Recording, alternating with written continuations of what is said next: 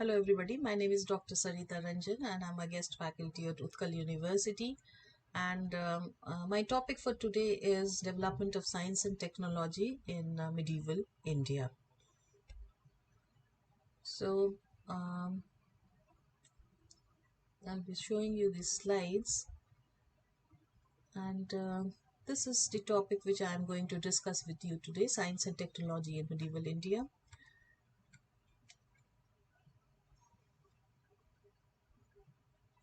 Now we're going to talk about the development of science and technology. Why science and technology has always been an integral part of the Indian culture. It is an interdisciplinary field, and here we examine the creation and the development and consequences of science and technology in their historical, cultural, and social context.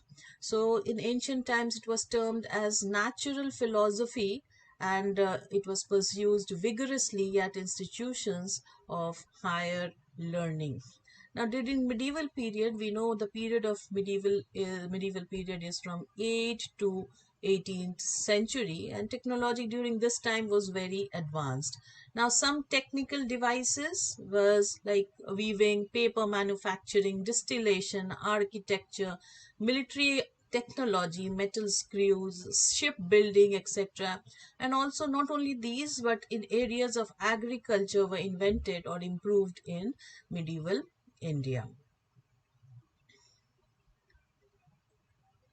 Now we see what is the definition of agriculture. We are going to talk about agriculture, its development, what was the technology used during this time in medieval India. Although we are fully aware that this science and technology had already started in the ancient period, and now we are going to focus on the period from 8th to 18th century when the scientific developments took place. Now, agriculture is defined as the art, science, and business of producing crops and livestock for economic purposes. Now, people have depended on agriculture for years as the primary source of getting food dating back to the medieval times. Now, medieval period, it started with the Islamic era over the ruin of the Hindu sovereignty. Now, this was the big change from political, religious, social, economic, and cultural point of view. Everything was in the control of the Muslim rulers.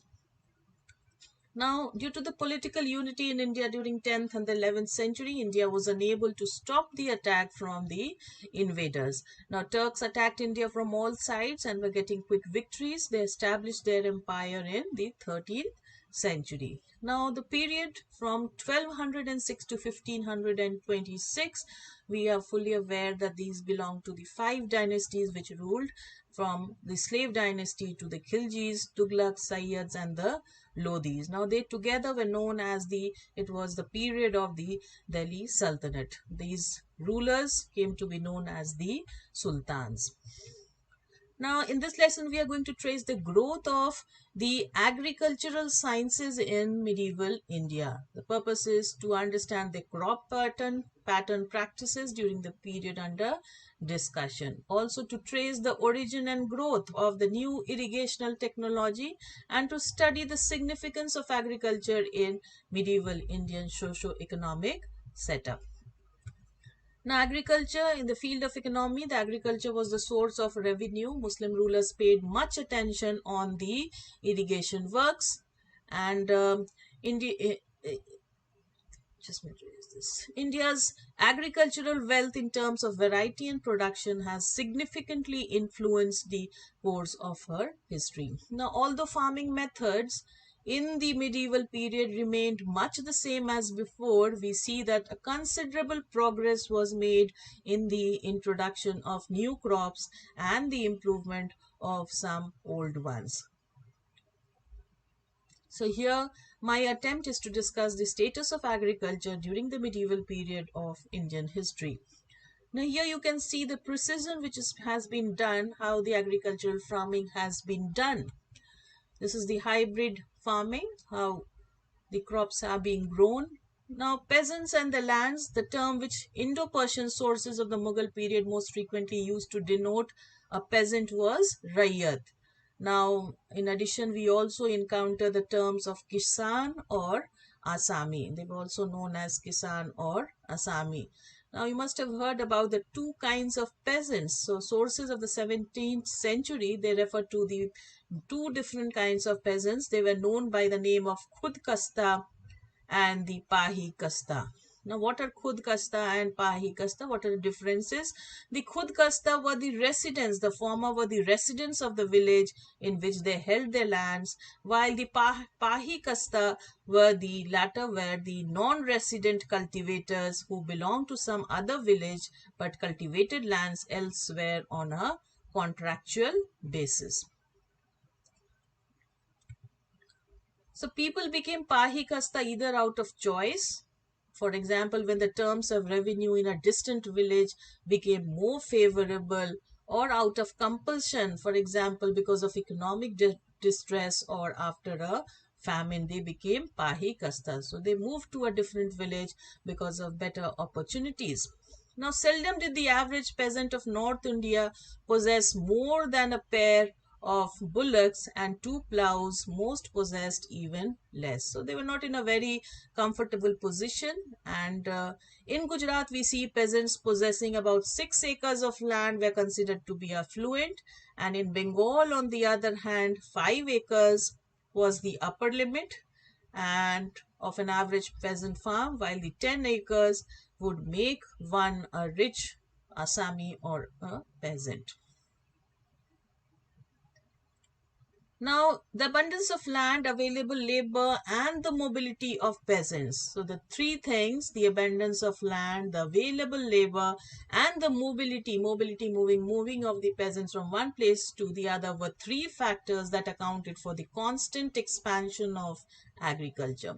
Now, since the primary purpose of agriculture is to feed people, basic staples such as rice, wheat, or millets were the most frequently cultivated crops, and areas which received 40 inches or more of rainfall a year were generally the rice producing zones.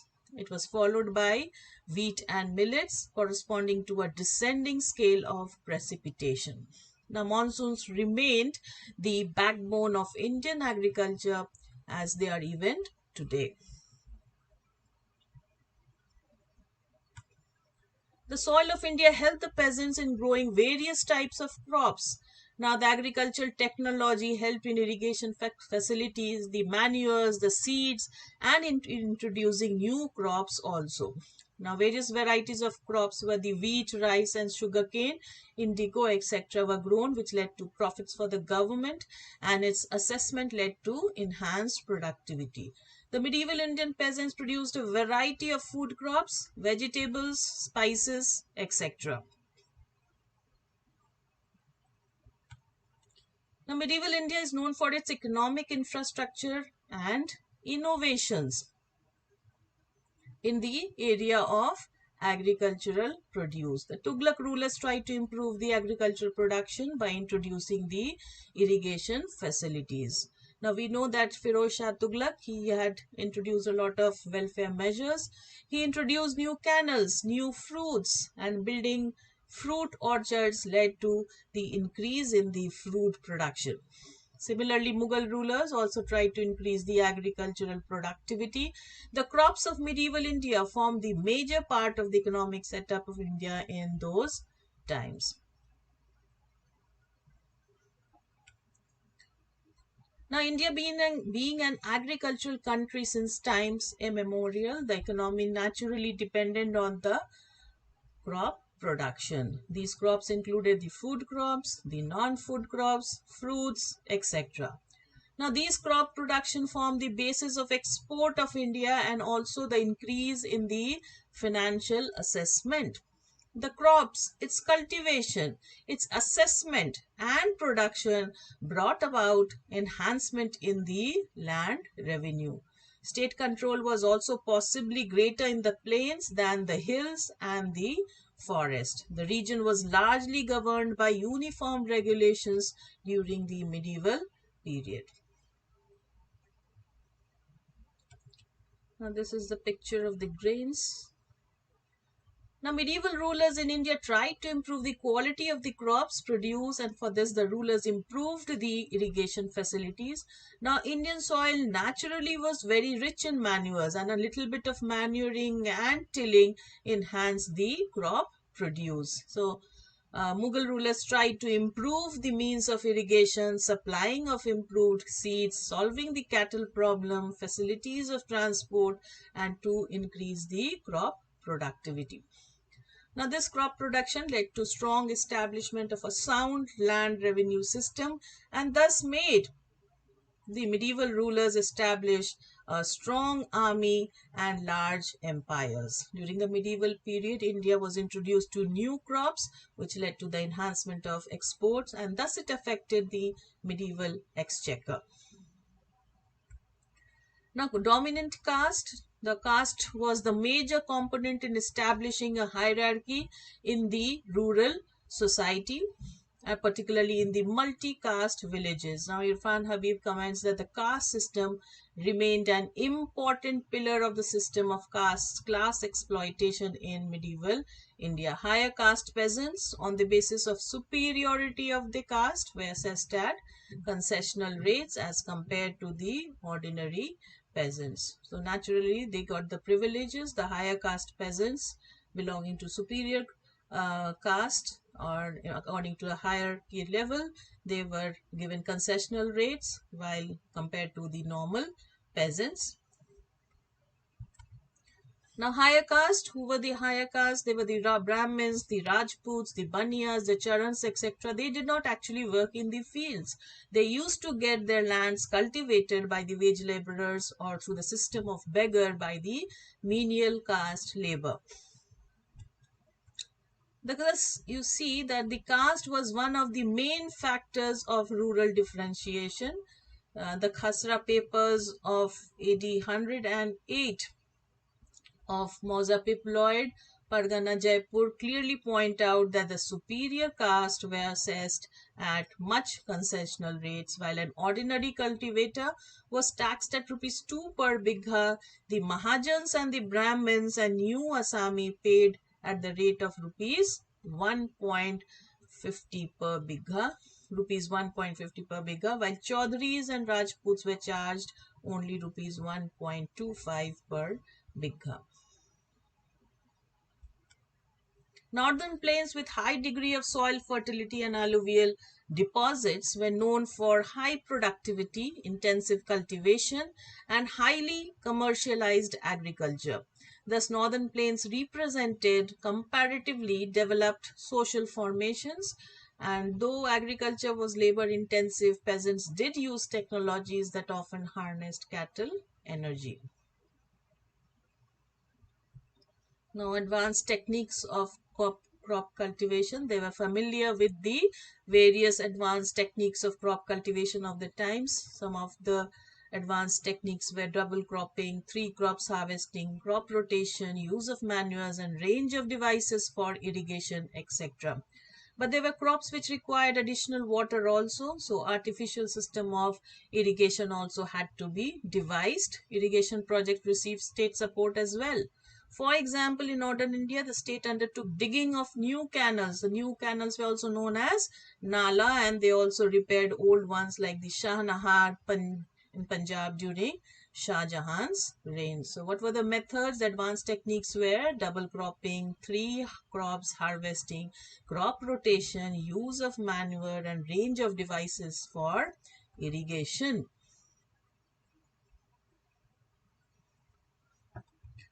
There were different types of methods for lifting water, which I have mentioned in this PPT. Many new canals were dug and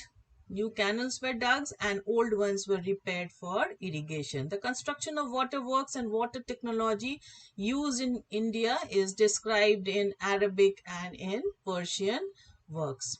Now, the diffusion of Indian and Persian irrigation technologies gave rise to an irrigation system which brought about economic growth, and this led to material culture.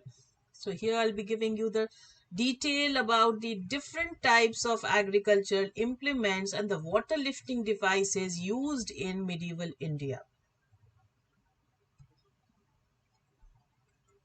Now, in the medieval period, agriculture was placed on a solid foundation by the state. Introducing a system of land measurement and land classification was beneficial both to the rulers as well as the tillers. Now, when we are talking about agricultural work, it means plowing the land, sowing the land, harvesting, threshing, and winnowing, etc., were done with different agricultural implements. Now, intensive plowing was done with plow, hoe, and kudal, which is used even now, was also used in the days of for cultivation. Now, the fields were manured with animal dung also. A better agricultural practice known as dibbling was introduced.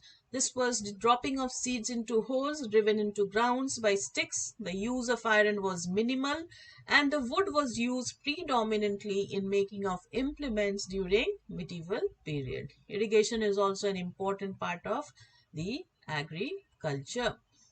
Now, cultivation was based on the principle of individual ownership. Peasant lands were brought about and sold in the same way as the lands of other property owners. Now we see this 19th century description of peasant holdings in the Delhi Agra region would apply equally to the 17th century. The cultivating peasants, the Assamese who plow up the fields, mark the limits of each field for identification and demarcation with borders and thorns so that thousands of such fields may be counted in a village.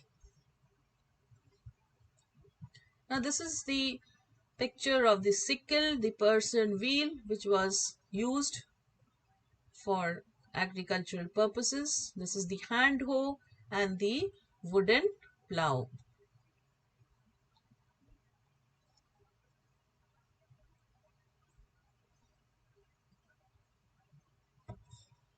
This is the water lifting devices, and you can see the different methods how the water lifting devices was used.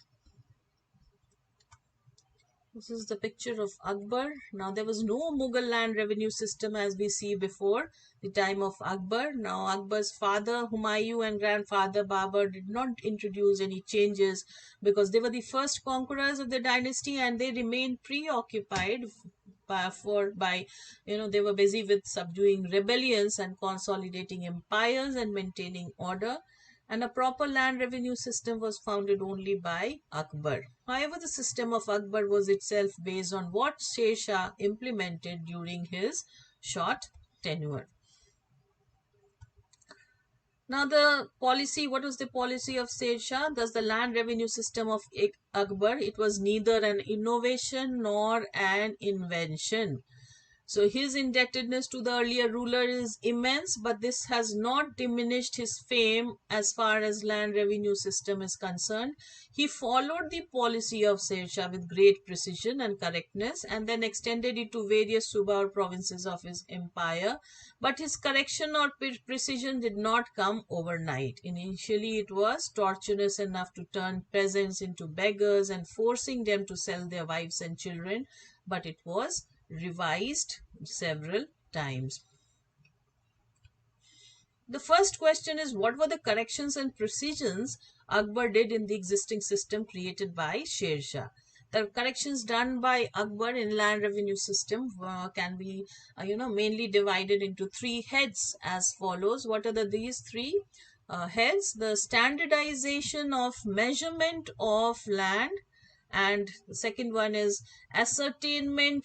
ascertaining the produce per bigha of land, and fixing of state's share in that produce. So standardization is the first one of measurement of land, ascertaining the produce per bigha of land, and the third one is fixation of state's share. Now, after the standardization of land measurement, Akbar turned towards ascertainment of the amount of produce per bigha and the state's share in it. Now, Sher Shah's story had already divided land into 4 different categories. Now, Akbar followed the system and to make comparative estimate of the produce of lands and fixed different, the revenues for each of them. Now, when we're talking about the four types of land, what are the four types of land? Polage was the ideal and the best of type of land throughout the empire. And this land was cultivated always and was never allowed to lie fallow. Then we have Parauti. This was the land kept out of cultivation temporarily in order to recoup its lost fertility. And then we have the Chachar. Chachar was the kind of land it was allowed to lie fallow for 3 to 4 years. And then we have the Banjar. Banjar was the worst kind of land and was left out of cultivation for 5 years or upwards. So what are the four types? Polage, Parauti, Chachar, and we have the Banjar. Then we have the water lifting devices. What are the water lifting devices? For irrigation purposes, the former was first and foremost, they were dependent upon the good rainfall. Then came the common means of irrigation where the wells were the most important. The most common water lifts used were the moat or charsa. Then we have the Persian wheel, the Baldeo balti, the chain pump, etc. The Egyptian screw. The moat charasa was used as a common indigenous method for lifting water from deep wells. The medieval India had a vast area of land cultivated by peasants residing in this geographical area.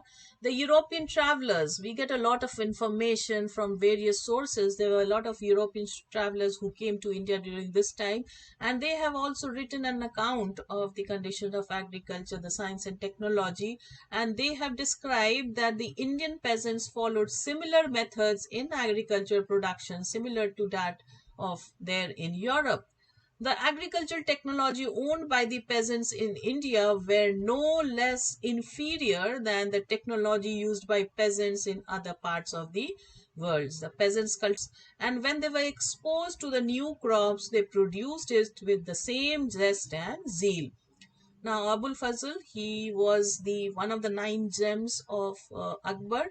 He says that during Akbar's rule in each locality, as many as 41 crops were cultivated. 41, 41 crops were cultivated in a year. Now, this is the image of the Delhi Sultanate, the Mughals. We have Babur, the Humayun, Akbar, and Jahangir. There was no Mughal land revenue system, we see, before Akbar. His father Humayun and grandfather Babur did not introduce any changes, as we've already talked about it earlier. They were busy with their subduing rebellions, and it was only founded by a proper land system was founded only by Akbar, but it was also it was actually based on the Sher Shah, which he had implemented during his short tenure. Now, agriculture during Mughal times, agriculture has been the mainstay of economy in India since times immemorial. During Mughal time, also it was not only the largest source of income of state, but it was also the source of livelihood to the large majority of people in India. In the medieval period, we see the agriculture was placed on a solid foundation by the state by introducing a system of land measurement and land classification, which was beneficial both to the rulers as well as the tillers. The main crops that were grown were the cereals, the millets, the oil seeds, sugarcane, cotton, hemp, chili, indigo, and betel. Tobacco and potato were introduced by whom? It was introduced by the Portuguese in India during whose reign? It was Jahangir's reign. Ajmer was famous for the best quality of sugarcane, and Gujarat and Agra was famous for indigo cultivation. Now, throughout the reign of the Mughals, fruit occupied a special place in court culture as well as the court stable. They imported dried small nuts, apricots, and raisins, and fresh fruits like melon, apple. Then we have pears and grapes from Samarkand, which is a city in modern day of Uzbekistan. To make my PPT look a bit colorful. I've put this picture. Now, Babur introduced many Central Asian fruits to India. During Akbar's reign, Firoz Shah's Yamuna Canal was repaired for the first time, and in the reign of Shah Jahan, Nahar-e-Bishisht was built by opening the canal at Khizrabad for irrigation purposes. The Muslim ruling class preferred to settle in the towns and cities, and the artistic lifestyle of Mughal ruling clan encouraged handicrafts and architecture and trade in India. Now, as there was a lot of economic prosperity, all these led to trade and commerce and also led to a lot of exchange of money. So here we will be talking about hundi, that is nothing but the bill of exchange. All right. So there were a lot of problems to carry large amount of cash over long distances. So as a result of it, this system of hundi had started. Emerging after the Turkish conquest of North India, the usage of hundi became much more widespread during the Mughal period. And who were the shroffs? The shroffs were specialized in dealing with the hundis. Now, hundis was basically a paper document promising payment of cash at a later time at a particular place. All right.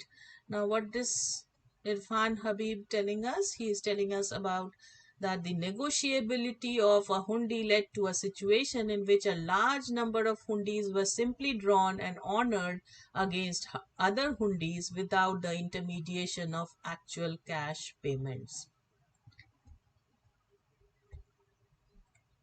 Now, this is an example of the hundis bill. This is a hundi bill which was used as an exchange instead of the cash transactions.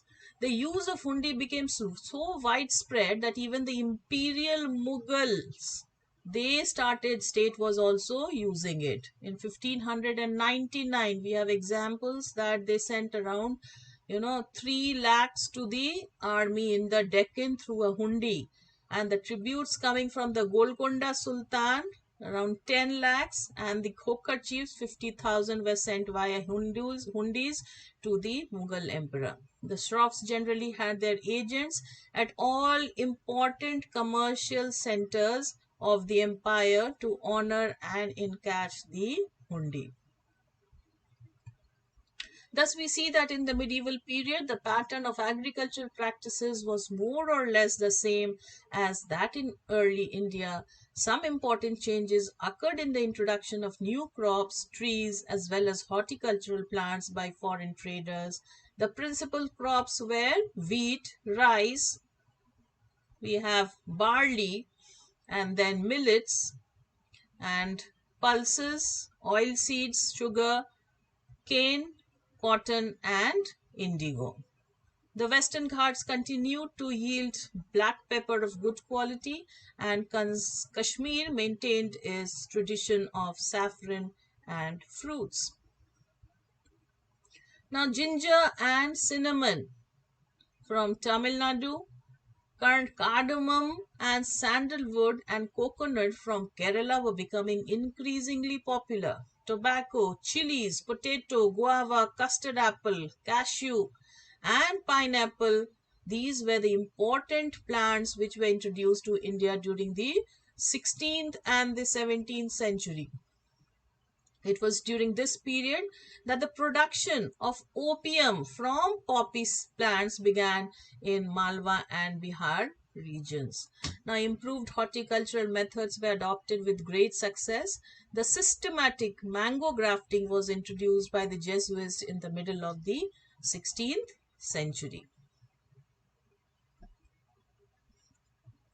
The imperial Mughal gardens were suitable areas where extensive cultivation of fruit trees came up. For irrigation, wells, tanks, canals, Rahat charas and Dhenkali charas. What is Dhenkali charas? It is nothing but a sort of bucket made of labor, and it is used to lift water with the help of yoked oxen were used. Now, Persian wheel was also used in the Agra region. However, the changes affecting agricultural implements in India was slow. By and large, small farmers continued to use old work tools. Though innovation did find its way to India and a number of implements you see were added to help the agricultural production, we see the lot of the farmer, however, did not buy a large change. The cultivator hardly had any money, nor did they have the ownership of land. The big farmer was not inclined to invest money to improve the quality of production. As he was an absentee landlord, he was only interested in revenue collection. So this was the one of the drawbacks, or the drawbacks which related to agricultural production, science and technology. No matter what happened, the peasants were very poor, and they never had any money. They did not have the ownership of land, and the big farmer was also not very much inclined to invest money to improve the quality of production. And so though innovation did find its way to India, but it was actually a slow process. So thank you very much. We'll be continuing in the next class.